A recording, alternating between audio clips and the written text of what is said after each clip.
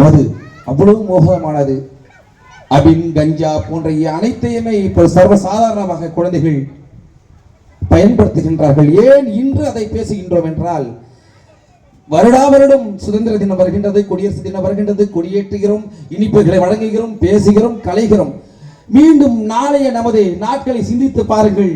இதற்கு முற்றிலும் மாறுபட்டிருக்கும். நம்முடைய இந்திய தேசம் அடிமைப்பட்டு கிடக்கும் பொழுது ஒவ்வொருவரும் ஒவ்வொரு திசையிலே போராடினார்கள். மகாத்மா காந்தியின் பின்னாளிலே சத்தியாகிரக போராட்டங்கள், அகிம்சை அடியிலே அடிவதைப்பட்டு நடத்துகின்றார்கள். ஒருபுறம் மாவீரன் நேதாஜி சுபாஷ் சந்திர போஸ் அவர்களுக்கு ஆயுத மொழியில் தான் நாம் பதில் சொல்ல வேண்டும் என்று கொக்கரித்து இளைஞர்களை கூட்டுகின்றார்கள். அப்பொழுது அவர் கேட்கின்றார், இளைஞர்களே, உங்கள் ரத்தங்களை எனக்கு கொடுங்கள், இந்த சுதந்திரத்தை நான் உங்களுக்கு பெற்றுத் தருகிறேன் என்றார். யாரிடம் சொன்னார்? இளைஞர்களிடம் சொன்னார்.